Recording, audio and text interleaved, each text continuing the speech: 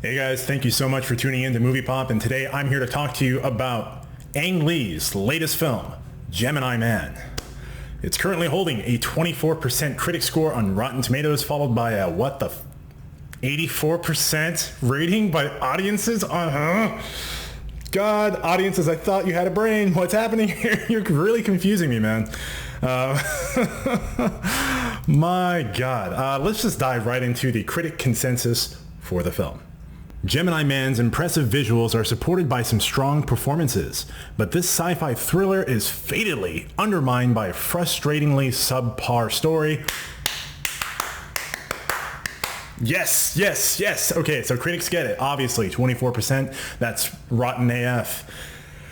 But before we just, talk about this dumpster fire of a screenplay, because it is a screenplay that failed this film, ultimately. Let's dive right into the pros for this film. I saw it at AMC Theaters in Real D 3D at 120 frames per second. Holy crap. I didn't even know that was possible for a film projector to display a film in 120 frames per second.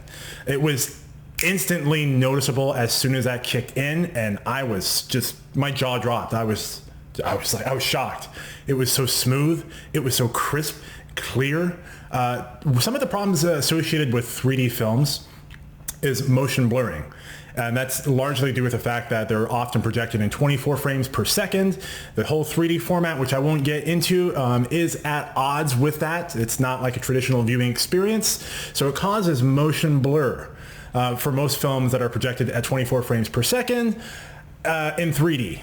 Ang Lee completely subverts this problem by displaying it for the first time. This is brand new, breathtaking technical innovation by projecting it in 120 frames per second. And let me mention one thing.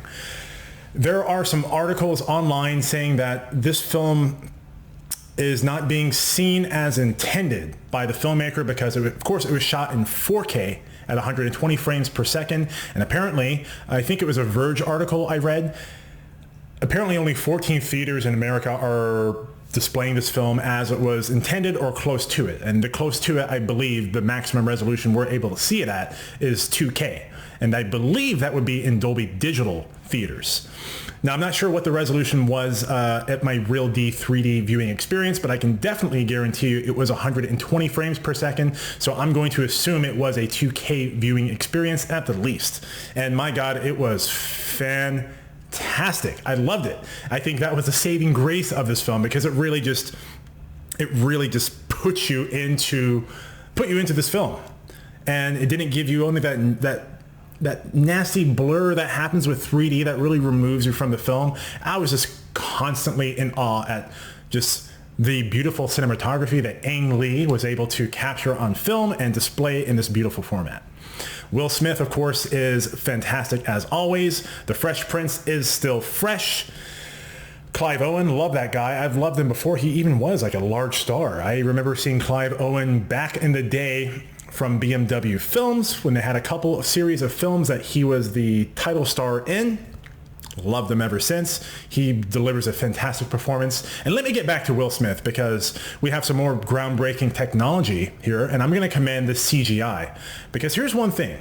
I've seen the trailers for this film, and I know the concept. I've seen young Will Smith. I've seen older Will Smith, and I was just like, okay, this is nice. Typical de-aging technology. It's not like anything we haven't seen before. Most particularly in the Marvel Cinematic Universe with Robert Downey Jr. having his digital de-aging done. So, I wasn't really impressed, not because it was bad, but because I just it's something I've seen before. But lo and behold, the VFX company who were tasked with the project for this film is Weta Workshop, who I absolutely love. If you guys don't know Weta Workshop, you know their work. We're talking Lord of the Rings, Ghost in the Shell, so many other fantastic films. I mean, they're at the top of the industry. Anyhow, they were tasked to do the CGI for this film, and guess what? That young Will Smith character I'm talking about, that's not digital de-aging. That's a full CGI character. And when I learned that after watching this film, I was shocked because I never took it for being a full CGI character. I had my suspicions towards the end of the film because We could really see younger Will Smith in full frame shots in a bright environment. And it definitely, I think because of the viewing format, the 120 frames per second at 2K, presumably, lends itself to really just see the full rendering of the character's face. I thought that was the reason why it looked kind of janky, because this higher resolutions are able to pick up on more of those details as opposed to if you were to watch this film at home or at a lower resolution.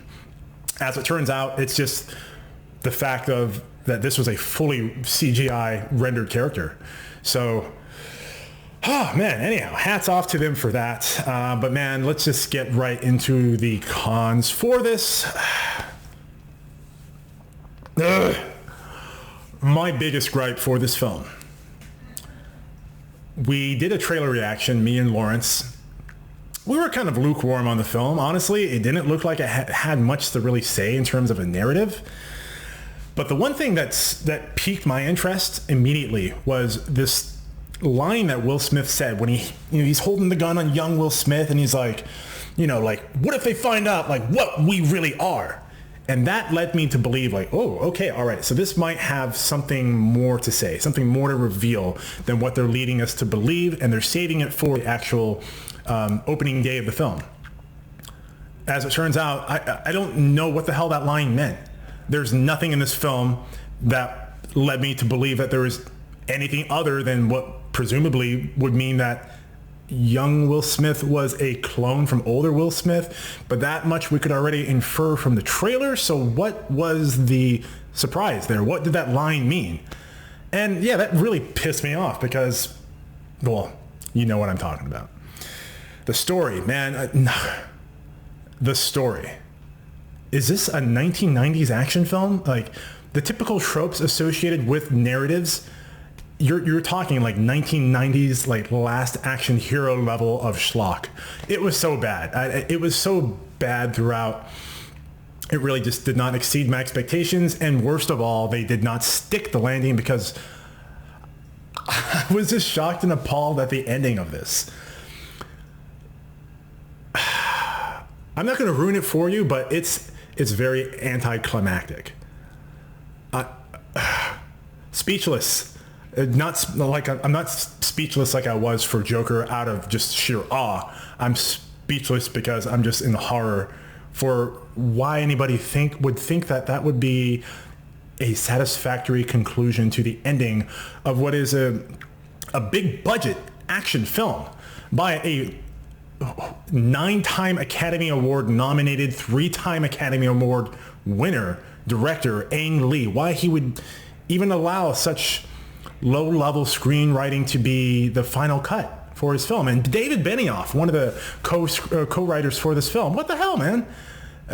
You're concerning me because, you guys really did drop the ball on the last season of Game of Thrones. So I'm concerned about what you may have in store for Star Wars. We'll find out. But hey guys, listen, this film sucks. I'm just going to be straight up with you. It sucks. But the digital technology, the projection technology, really in and of itself is worth viewing. So if you have the opportunity to see it at AMC in 3D at 120 frames per second, by God, do it. I'm going to give this film, 2 out of 5 bags of popcorn, guys. It's a stinker. It sucks. So that's it for my movie review here on Gemini Man. If you guys want to watch more awesome movie reviews, trailer reactions, make sure to follow us on social media. You can find all those links right down below. And of course, like, comment, subscribe. Let me know what you think about this film, this channel, anything that's on your mind. And again, thank you so much for watching.